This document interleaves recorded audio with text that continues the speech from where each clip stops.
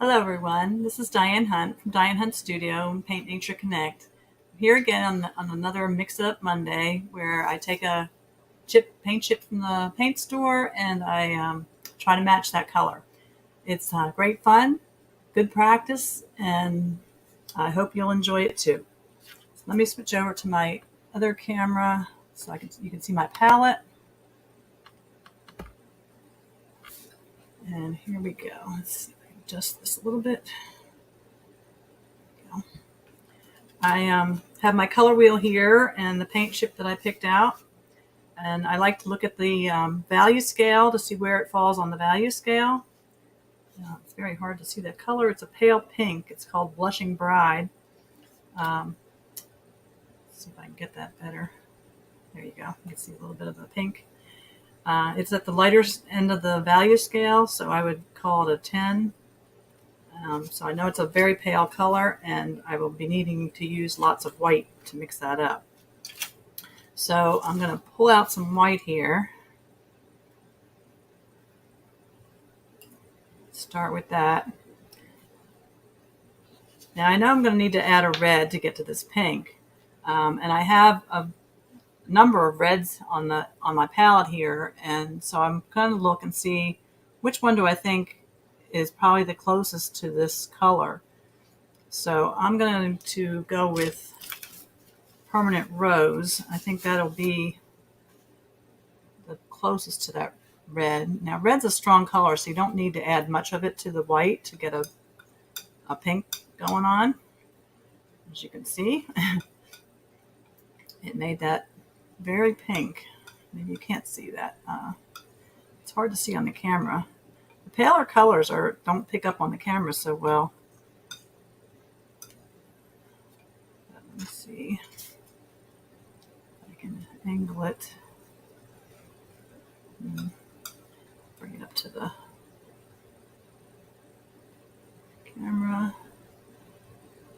And get it on an angle where you can see it. It's very hard to see on the camera, but it's very close already, and it is the right red. So I'm going to continue with that. It's still a darker red than the sample, so I'm going to need to add more white to it.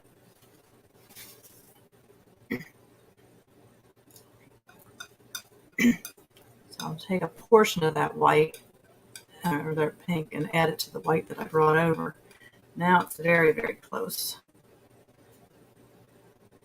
So you can see that. Gosh, these are really hard to show up on this camera.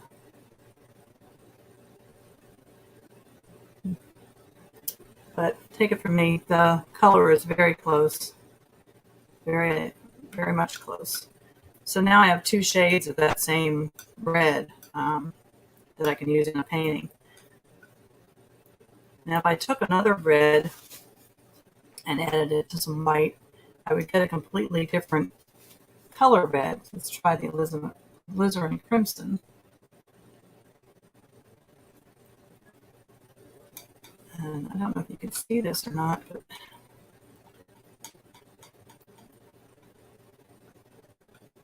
when you compare the two reds, it comes out completely different. It's got a little bit more blue in it, so it's not matching the paint chip as closely as the other one. So sometimes you have to experiment with the reds that you have to see what kind of colors they'll make when, what color pinks they'll make when you lighten them up. Now it's very close, but if you really want to compare them, you can see that the one's got a little bit more blue in it than the other. So depending on what color you're trying to match would depend on which red you would use. But you have to experiment a little bit. You have to go back and forth and try different things. Don't be afraid to try different colors. If one doesn't work out, just scrape that off to the side. You could use it for something else maybe, and try a different one. It's all about experimentation and trying, experimenting and trying different colors to see what they'll give you. And that's part of what this is all about, like just trying to learn what the colors on your palette will give you when you add other colors to them.